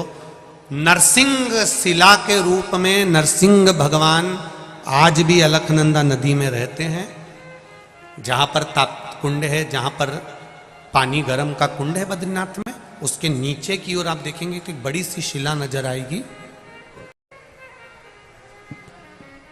बड़ी सी शिला नजर आएगी। उस बड़ी सी शिला को देखेंगे और किसी पंडित जी से पूछेंगे कि ये कौन सी शिला है, तो लोग कहेंगे कि ये नरसिंह शिला है, ये नरसिंह भगवान के द्वारा प्रकट हुआ। शिव जी का नाम शरंभेश्वर महादेव हो गया। शरंभेश्वर महादेव क्रोध को संयम रखने के लिए, शरंभेश्वर महादेव जो व्यक्ति पथभ्रष्ट हो जाए, जैसे मदिरा के नशे में पड़ गया, कहीं जुए में पड़ गया, कहीं मांसाहार में पड़ गया, कहीं व्यसन में पड़ गया, कहीं गलत काम में अगर कोई जा रहा है, तो शरंभेश्वर महादेव के नाम से काली तिल भगवान शिव को समर्पित करी जाती है। महाराज काली तिल को वापस उठाकर ले आते हैं, उसी काली तिल को जो मदिरा का नशा करने वाला होता है या जो गलत व्यसन में डूबा हुआ होता है, उसको वो सुबह के समय अगर नहीं खाता तो भोजन के साथ उसको दिया जाए। शरंभेश्वर महादेव। एक बेलपत्री का भी बहुत अच्छा प्रयोग है शरंभेश्वर महादेव का। मदिरा पीने वालों के लिए, मांसाहार, व्यसन में, जुए में, वेश्यावृत्ति में, पर नारी में, गलत जगह पर जो डूबे रहते हैं उनके लिए। पहले की कथा में उसका वर्णन किया है बेलपत्री का। श्रम्भेश्वर महादेव, एक बार सब बोलेंगे, कौन से महादेव? श्रम्भेश्वर महादेव।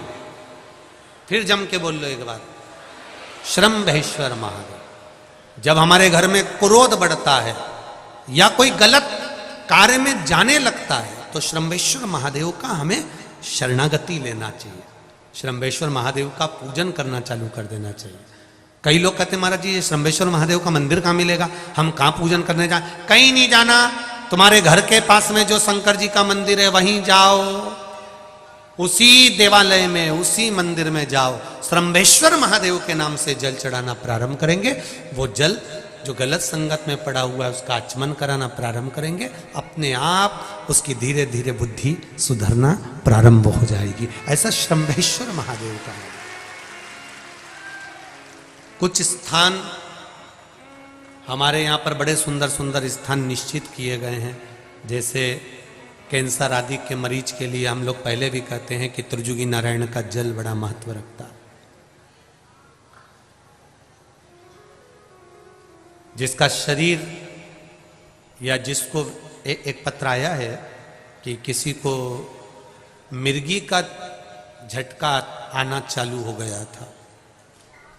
अब पत्र ढूंढेंगे तो समय थोड़ा लग जाएगा, जिसने लिखा है उसके स्मरण में होगा। जिसने भी लिखा होगा कि बीमारी के चलते चलते फिर मिर्गी आना चालू हो गई।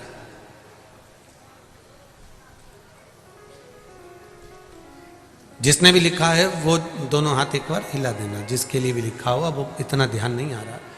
तो उनको मिर्गी का झटका आना प्रारंभ हुआ। अब मिर्गी का झटका आना प्रारंभ हुआ, कई महीने निकल गए, मिर्गी के झटके ही बंद नहीं हो रहे। तब उन्होंने पत्र में लिखा है कि श्रम्भेश्वर महादेव का आपने जो वर्णन करा था 31 बेलपत्र वाला, गुरुजी हमने वो 31 बेलपत्र वाला प्रयोग करना प्रारंभ करा और उन्होंने पत्र में लिखा है कि मिर्गी के झटके भी बाबा की कृपा से ठीक हो गए हैं, अब कोई झटके उनको आ नहीं। श्रम्भेश्वर महादेव का जो वर्णन है, श्रम्भेश्वर महादेव का जो गुणगान है, यह कोई साधारण नहीं है।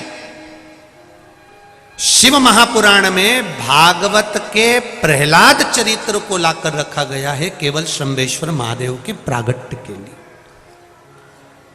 ऐसा श्रम्भेश्वर महादेव का गुणगान। एक बार फिर आप लोग भूल ना जाओ, उसके लिए एक बार फिर से बोल लो, कौन से महादेव? श्रम्भेश्वर महादेव। ये श्रम्भेश्वर महादेव जैसे कुंदकेश्वर महादेव, कुंदकेश्वर महादेव का क्या काम है? माता पार्वती ने बिदल उत्पल को मारने के लिए जो कुंदुक फेंका था, वो कुंदुक भगवान शंकर के पांव में जाकर गिरा था, तो शिव जी का नाम कुंदकेश्वर हो गया था। जब हमारे यहाँ कोई दवाई नहीं लगती शरीर में, कोई कैंसर जैसा रोग हो गया, किडनी लीवर का रोग हो गया, या बीपी शुगर का रोग हो गया, शुगर लेवल में नहीं आ रही है, तो आप शंकर जी पे से जो बेलपत्र ला रहे हो कुंदकेश्वर महादेव के नाम से लाओ। दवाई खाओ, डॉक्टर को दिखाओ, सारी जांचें कराओ, डॉक्टर के अनुसार चलो, डॉक्टर जैसा बताए वैसा करो, पर उस दवाई को भी शिव जी से कहकर कि बाबा कुंदकेश्वर महादेव का नाम लेकर उस दवाई को भी हम कुंदकेश्वर महादेव का प्रसाद समझकर पाना प्रारंभ करो, धीरे धीरे आराम लगना प्रारंभ होगा। कुंदकेश्वर महादेव रोग मुक्ति के लिए होते हैं और श्रम्भेश्वर महादेव, बोलो बोलो जरा जम के, व्यसन की समाप्ति के लिए। व्यसन में अगर कोई डूबा, महाराज शिव कथा कह रहे हैं, भगवान शंकर का चरित्र वर्णन कर रहा है।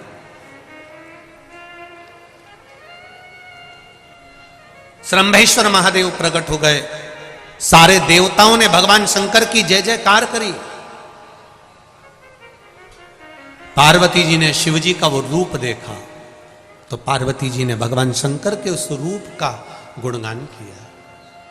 पार्वती जी ने हाथ जोड़कर शंकर भगवान से कहा, भोलेनाथ आपसे निवेदन है, आपने ये शरम्भ पक्ष पक्षी का रूप धारण करा है, इस रूप को अब छोड़ दीजिए और इस रूप को छोड़कर अपने वही पुनः रूप को धारण कर लीजिए। शंकर भगवान पुनः उस रूप को त्याग कर शिव जी अपने असली स्वरूप में धारण हो गए और भोलेनाथ काशी में जाकर विराजमान हो गए। माता पार्वती जी ने काशी का जब स्मरण किया, काशी का जब दर्शन किया, तब माता पार्वती के हृदय चित्त में काशी भ्रमण का भाव जागृत हो। काशी भ्रमण करने के लिए भगवान शंकर ने माता पार्वती से कहा, पार्वती तुम क्या चाहती हो? पार्वती जी ने मन से कहा, भोलेनाथ मुझे केवल इस काशी का दर्शन करना है। और देखिए, शिव महापुराण का एक शब्द विद्येश्वर संहिता में कहा गया है, जैसे ग्रहण पड़ता है तो हमको स्नान करना पड़ता है, शमशान चले जाते हैं तो आकर नहाते हैं, कहीं अशुद्ध जगह पर चले जाते हैं तो आकर स्नान करना पड़ता है। विद्येश्वर संहिता में शिव महापुराण में वर्णन किया वेदव्यास जी ने, यदि काम, लोभ, आसक्ति, तृष्णा, झूठ, प्रपंच, छल, बेईमानी, ये सबका ग्रहण अगर इस शरीर पर पड़ा हुआ है तो शिव महापुराण की कथा कहती है, एक बार शिव महापुराण की कथा में जाकर डुबकी लगा लीजिए, ये सारा समाप्त हो, सब समाप्त। मैंने तेरे ही भरोसे बाबा, हवा बिच उड़ती जावांगी, बाबा डोर हथों छठी में कटी जावांगी, भोले में तेरी पतंग, शंभो में तेरी पतंग, हवा बिच उड़ती जावांगी, बाबा डोर हथों छठी में कटी जावांगी। शिव पुराण कर रही है, भक्त और भगवान में एक अंतर बड़ा प्रबल है। भक्ति शिव महापुराण कर रही है, भक्त और भगवान में एक अंतर बड़ा प्रबल है। कौन सा अंतर है वो भक्त और भगवान का? कहते हैं भक्त और भगवान में एक अंतर प्रबल है, जो भक्त और भगवान के अंतर को एक बार अच्छे से समझ लीजिए कि भक्त और भगवान में एक अंतर प्रबल है, जो भगवान नहीं कर पाता है वो भक्त के माध्यम से मेरा महादेव करवा बैठता। ये भक्त और भगवान का एक अंतर, भक्त और भगवान का एक क्रम। जैसे हनुमान जी महाराज, जो मेरे राम नहीं कर पाए वो मेरे हनुमान जी कर दिए, और मेरे हनुमान जी महाराज भक्त बनकर जो नित्य सेवा की तल्लीनता में रहते हैं। शिव कथा कह रही है, जो शंकर का भक्त है, शिव की उपासना करने वाला है, शंकर का अनुमोदन करने वाला है, शिव स्मरण करने वाला है, शंकर का गुणगान करने वाला है, शिव मंदिर में एक लोटा जल चढ़ाने वाला है, शंकर के मंदिर में एक बेलपत्र चढ़ाने वाला है, जो शिव भक्ति में दिन रात डूबा रहता है। शिव महापुराण की कथा कहती है, कभी कभी हमने अपनी समाज वालों को एकजुट कर लिया, बाकी की समाज का हमने अपमान कर दिया, या हमने अपशब्द कह दिया, या हमने आड़ा टेढ़ा बोल दिया, अपने को श्रेष्ठ दिखाया और दूसरे को नीचा गिराया। ये वर्णप्रिय शब्द होते हैं। दूसरे नंबर पर होता है कर्णप्रिय शब्द, अर्थात किसी को खुश करने के लिए, किसी को प्रसन्न करने के लिए, किसी से काम निकालने के लिए, किसी के पास आपको जाना है और किसी से अपना काम निकालना है, तो कर्णप्रिय शब्द संसार का हर व्यक्ति बोलता है कि भैया हमारा यह काम कर देना, तुम तो बहुत अच्छे हो, तुम तो बहुत प्रिय हो, तुम्हारे जैसा तो कोई नहीं होगा। ये कर्ण प्रिय शब्द है। और तीसरे नंबर पर आता है धर्म प्रिय शब्द, अर्थात जो शब्द सनातन धर्म के उत्थान के लिए हो, वो शब्द दुनिया का सर्वश्रेष्ठ शब्द माना गया। इसको धर्म प्रिय शब्द कहते हैं। इन शब्दों को फिर धर्म प्रिय कहा गया। एक वर्ण प्रिय है कि हम इस समाज के हैं, हमारा समाज ऊंचा है, बाकी के समाज नीचे हैं, या अन्य वर्ण नीचे हैं। ये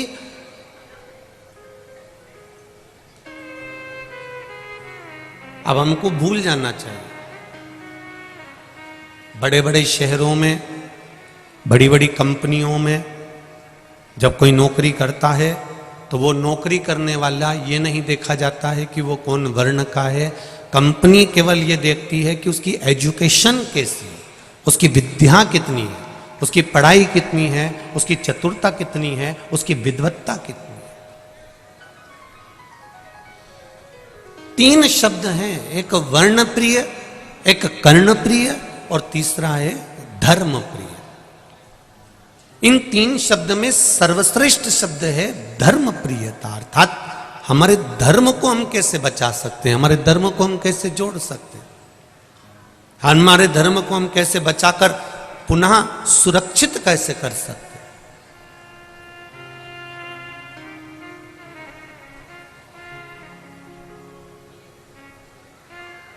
चंदन है इस देश की माटी, तपोभूमि हर ग्राम है, हर बाला देवी की प्रतिमा, बच्चा बच्चा राम है। जिसके सैनिक समर भूमि पर गाया करते गीताएं, उसी माटी के हल्के नीचे खेली करती सीता है। यह संपूर्ण जो ब्रह्मांड है, संपूर्ण ब्रह्मांड जितना भी सनातन धर्म का आनंद है, ये संपूर्ण ब्रह्मांड में फैला हुआ।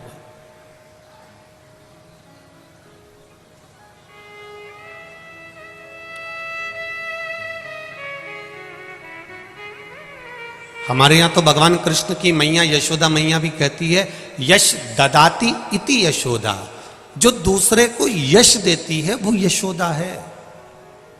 अर्थात हम अगर दूसरे को यश दे रहे हैं, हम दूसरे को आगे बढ़ा रहे हैं, तो आप भी यशोदा से कम नहीं हो। हम कई माताओं से कहते हैं, आप अपनी बहू को यश देना चालू करिए, बहू आपको यश देना चालू कर देगी, निश्चित है। आप दो तो आपने यश नहीं दिया, आपने अपयश दिया है। जरा सी सब्जी बिगड़ी, सब्जी खराब बन गई, सब्जी में मिर्ची ज्यादा हो गई, नमक ज्यादा हो गया, और जरा सी अगर सब्जी बिगड़ी तो उतने में बेटे ने भोजन करने बैठा और उसने कह दिया सब्जी कितनी बुरी बनी है। इतने में सास ने कह दिया ये तेरी बहू ने बनाई है, ये बहू ने बनाई है। अगर सास आकर बोल देती कि बेटा सब्जी बेकार बन गई, मैं बूढ़ी हो गई हूं, मुझसे देखते नहीं बना, थोड़ा नमक ज्यादा गिर गया होगा, थोड़ी मिर्ची ज्यादा गिर गई होगी। अगर बहू ने सब्जी बनाई है और सब्जी बेकार बन जाए और सास अपने माथे ले ले, तो ये निश्चित है वो बहू सास के चरण कभी नहीं छोड़ सकती। बस थोड़ा सा यश देना सीख जाए,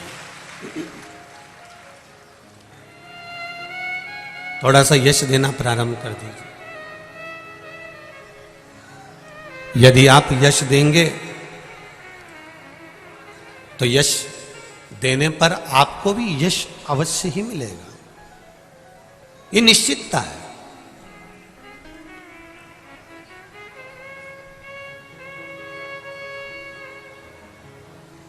कोई तन दुखी, कोई मन दुखी, कोई धन बिन रहत उदास, और तुलसी या संसार में सुखी राम का। इस संसार में कोई भी सुखी नहीं है, कोई ना कोई किसी ना किसी रूप में दुखी है, ये निश्चित है।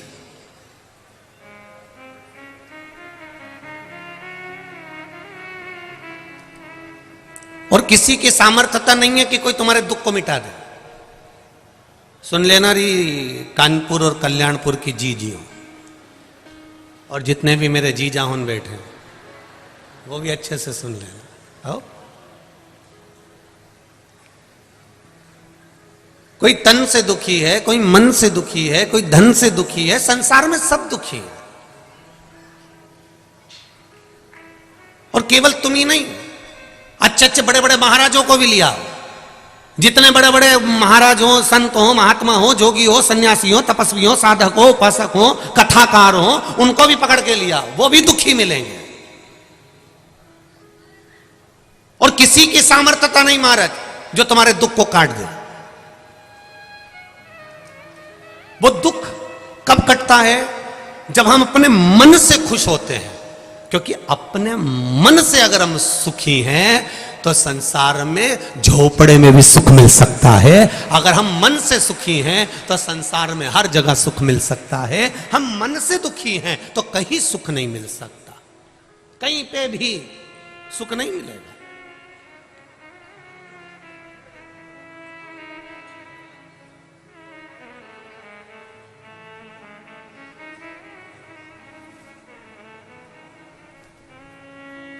अगर संसार में दुख नहीं होता ना तो कितना कई संत अपने आप में कहीं कोई गोली मार लेता है, कोई अपने आप सुसाइड कर लेता है। अब तो इतने बड़े महात्मा बनकर, इतने बड़े जोगी बनकर, सन्यासी बनकर, तपस्वी बनकर, साधक बनकर, कई कई छोटे छोटे बच्चे, कोई कोई नवयुवक बच्चे, कई कई बुजुर्ग माताएं, कई कई बूढ़े बूढ़े लोग अपने प्राणों को त्यागने का विचार क्यों? क्योंकि मन से सुखी नहीं है, आत्मा से सुखी नहीं है, इन्हें परमात्मा को पाने का प्रयास नहीं किया।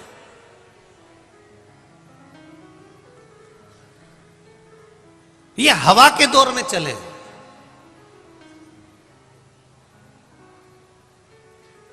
हवा का बहुत चक्कर है महाराज।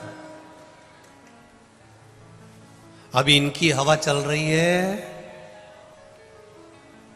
तो सब हवा के चक्कर में उधर चलेगा। अच्छा ईमानदारी से बोलना, हवा में कचरा रुख बदलता है कि पत्थर रुख बदलता है? बोलो री जीजी जरा कानपुर वाले, और जीजा हुन भी बोल दो है। हवा में पत्थर रुख बदलता है? पत्थर वहीं पड़ा रहेगा। किसी की भी हवा चले पर कचरा रुख बदल लेगा, पर पत्थर अटल की अटल रहता है, पत्थर नहीं जाता। हवा किसी की भी चले। और जो शंकर के भक्त होते हैं, शिव के उपासक होते हैं, शंकर पर एक लोटा जल चढ़ाने वाले होते हैं, जो शिव मंदिर में जाने वाले होते हैं, जो शंकर भगवान का अनुमोदन करने वाले होते हैं, जो शिव जी पर एक बेलपत्र चढ़ाने वाले होते हैं, जो शंकर भगवान का गुणगान गाने वाले होते हैं, जो शंकर का नित्य स्मरण करने वाले होते हैं, वो पत्थर की तरह होते हैं। किसी की भी हवा चले इन्हें कोई फर्क नहीं पड़ता। ये शिव के भक्त हैं और शिव के चरणों में रहते हैं। ये किसी के हवा के रुख में नहीं जाते।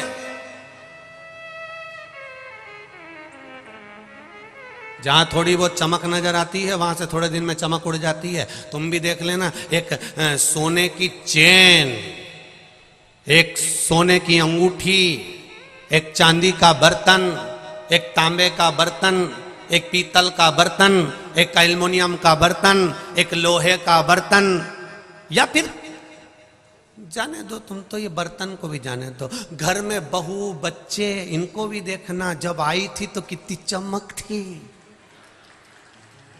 ऐसा लग रहा था पूरे घर को चमका देगी। 4 दिन में मालूम पड़ा चेहरे की चमक तो थी पर जीवन की नहीं हो पाई। सोने की चेन भी चमक रही थी पर थोड़े दिन में फीकी पड़ गई। चांदी भी चमक रही थी, थोड़े दिन में फीकी पड़ गई। चमक पर मत जाना कभी जिंदगी में, बिल्कुल मत जाओ। चमक पर तो जाना ही नहीं। आप जैसे हैं वैसे ही रहना, आपको बदलने की जरूरत नहीं है। आप भगवान के भक्त हो और भक्त ही बनकर रहना। आपको नहीं बदलना है, आपको चमक की ओर नहीं जाना है। दुनिया कितनी भी चमत्कार करे, दुनिया कितनी भी चमक दिखाए, दुनिया कितनी भी चमत्कारों पर चमत्कार दिखाए, अपने को वैसे भी हमने देखा है। कानपुर उत्तर प्रदेश के जितने भी लोग हैं, उत्तर प्रदेश साइड के इधर के जितने भी लोग हैं, हमने देखा ये चमक के पीछे कभी नहीं भागते। ये भागते हैं तो परमात्मा के पीछे भागते हैं। ये नियम बना। इसीलिए तो पूरी दुनिया में छोड़कर भगवान ना तो मध्य प्रदेश में इतनी बार प्रकट हुए, ना गुजरात में प्रकट हुए, ना महाराष्ट्र में इतने प्रकट हुए जितने वो उत्तर प्रदेश में प्रकट हुए।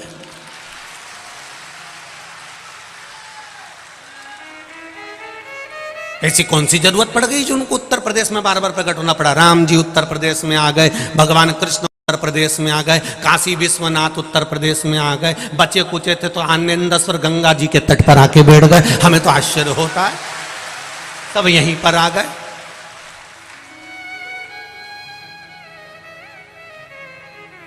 ये चमक के पीछे भागने वालों में से नहीं है, ये भगवान के पीछे भागते, भगवत चरणारविंद की ओर भागते, ये भगवान की शरणागति की ओर भागते।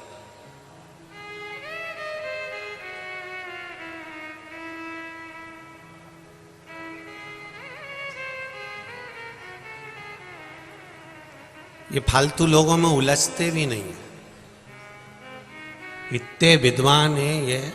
इनके मुंह में अगर गुटखा और पान भरा हो ना, तो ये जब तक पान गुटखा 50 रुपए का है, सामने वाले से बात जब करेंगे अगर वो 200 रुपए की बात है तो थूकेंगे, नहीं तो चबाते ही रहेंगे, थूकेंगे भी नहीं, बोलेंगे ही नहीं बीच में, और बोलेंगे भी तो मुंह में भरा रहेगा, ये बोले ही नहीं है। कितना ही इनसे बोल लो साहब काका जी बढ़िया हो आनंद में, नहीं बोलेंगे। 50 रुपए से ऊपर की बात होगी तो बोलेंगे 50 का गुटखा है, नहीं बोलूंगा।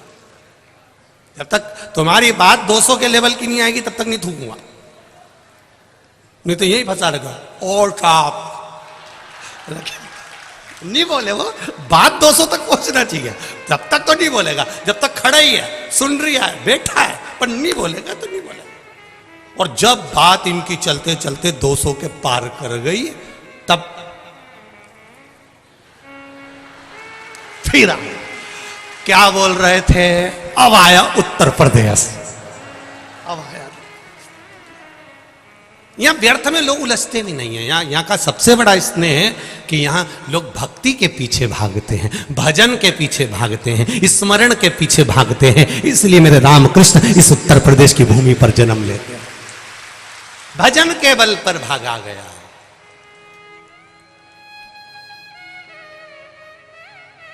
भजन के पीछे भागे।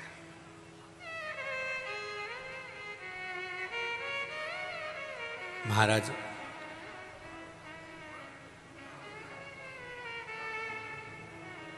भगवान की जो भक्ति है, भगवान के भजन का जो बल है, उसको हमें बढ़ाना है। आप करो भगवान का भजन, आप करो मंत्र जाप, आप करो नाम जाप।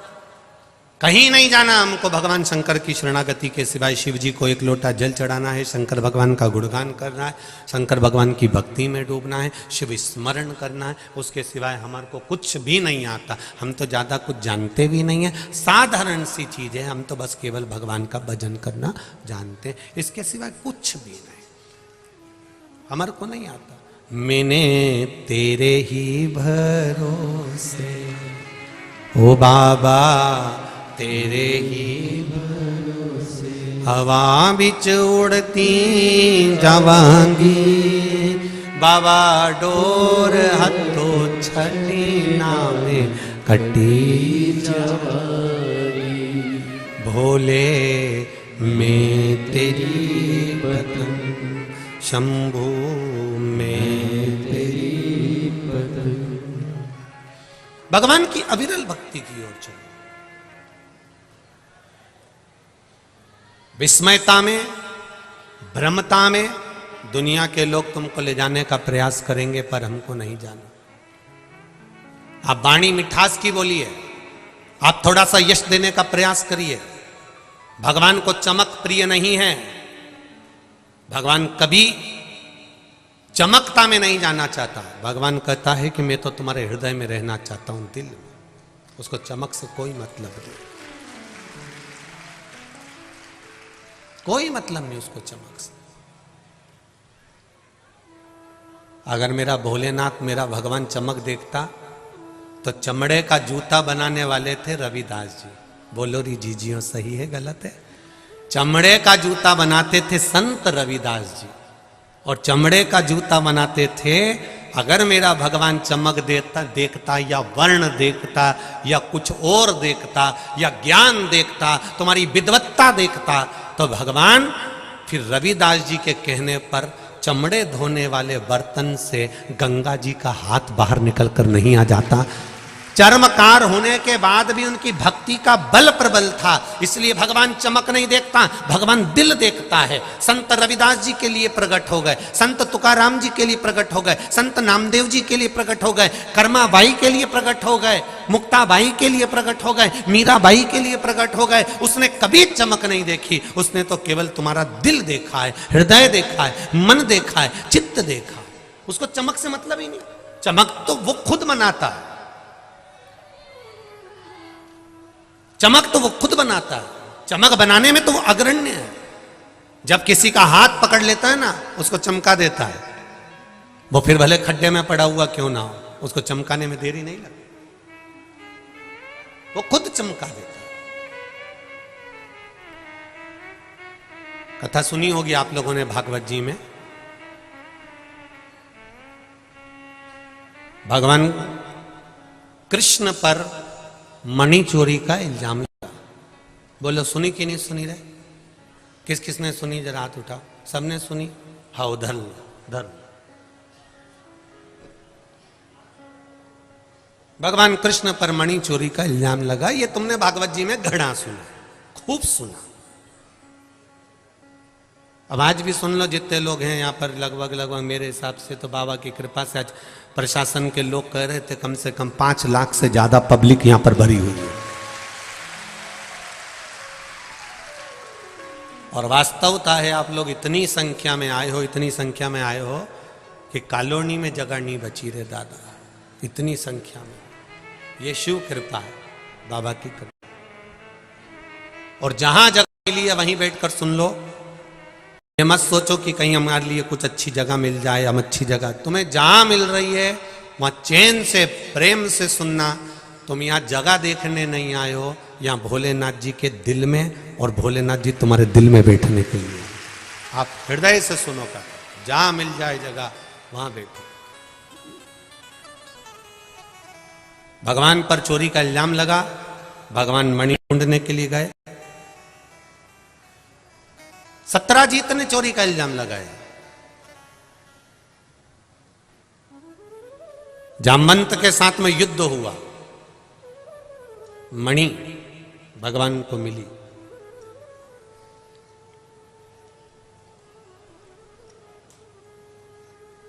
मणि भगवान को मिली, ऐसा नहीं है कि मणि नहीं मिली। जामवंत ने हाथ जोड़कर कहा, प्रभु मैं मणि तो दे दूंगा, पर मेरा एक निवेदन है, मेरी बेटी जामवंती से आप विवाह कर लो।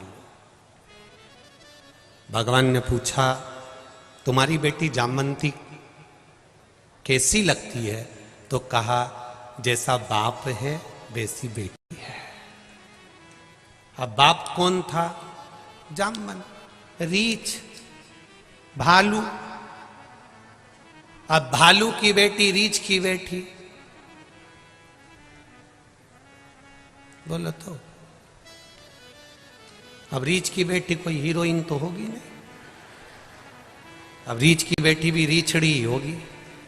अपने यहां तो सीधे कहते हैं, बकरा बकरी की छोरी बकरी, ऊंट की ऊंटनी। अपन बोले कि नहीं बोले, साधारण साधारण भाषा में अपन लोग कह देते। अब रीछ की बेटी, जामवंत की बेटी, जामवंती। भगवान ने कहा तुम्हारी बेटी कैसी है? तो जामवंत ने कहा मेरे जैसी लगती है। तुम्हारे जैसा लंबा मुंह? हाँ। भालू जैसा मुंह? हाँ। तुम्हारे जैसे चेहरे पर बाल? हाँ। तुम्हारे जैसे बड़े बड़े नख? हाँ। पूरे शरीर पर बाल? हाँ। ऐसी कैसी है? मेरे को देख लो, मेरी बेटी को देख लो। अब राम अवतार में तुमने भले कृष्ण अवतार में जामवंत को नहीं देखा हो, पर राम अवतार में तो जामवंत को देखा होगा। जामवंत को देख लो और जामवंत की बेटी को देख लो, एक जैसे लगते थे। भगवान कृष्ण ने मन में सोचा, बताओ लड़की से विवाह कर रहा है, कम से कम देख तो लेता कि दूल्हा कितना सुंदर है। और दुल्हन ऐसी दे रहा है रीछ की छोरी रीछड़ी। ये जामवंत अपनी बेटी से विवाह कर रहा है। प्रभु कुछ भी करो पर मेरी बेटी को, तुमने राम अवतार में मैंने कहा था आपसे कि मेरी बेटी से आप विवाह कर लीजिए। आपने कहा था एक पत्नी व्रत का पालन कर रहा हूं, मैं दूसरा विवाह नहीं कर सकता। आपने कहा था अगला अवतार होगा तब मैं तुम्हारी बेटी से विवाह करूंगा, इसलिए विवाह तो करना पड़ेगा। भगवान कृष्ण ने मन में सोचा राम अवतार में वचन दे दिया था, हमने देखा नहीं था। अगर हम देख लेते तो उसी अवतार में हम मना कर जाते कि हम विवाह नहीं करेंगे। विवाह तो करना पड़ेगा। बुलाओ जामवंती को। द्वारकाधीश ने बुलवाया जामवंती को। जामवंती सामने खड़ी थी, बिल्कुल रीछ जैसा मुंह, लंबे लंबे बाल, नख, शरीर पे बाल ही बाल। जामवंती हाथ जोड़कर कहती है मुझसे विवाह कर लो। भगवान कहते हैं मैं तुमसे विवाह तो कर लूंगा पर शर्त एक है। क्या? जब तक मैं नहीं बोलूंगा तब तक तुम किसी को मुंह नहीं दिखाओगी। तुम अपना शरीर का एक नख भी नहीं दिखना चाहिए तुम्हारे शरीर का। जो आज्ञा प्रभु, बस शादी कर लो। भगवान ने जामवंती से विवाह कर लिया। उसको लेकर द्वारका जी चले गए। द्वारका जी में गए तो रुक्मणी को सूचना मिली कि भगवान आए हैं और किसी से शादी कर कर आए हैं। रुक्मणी के हृदय में आग लग गई, मेरे स्वामी और दूसरी को लिया। रुक्मणी जी आई, भगवान की आरती उतारी। आरती उतार कर भगवान से पूछा ये कौन है? भगवान के मेरी अर्धांगिनी, मेरी पत्नी।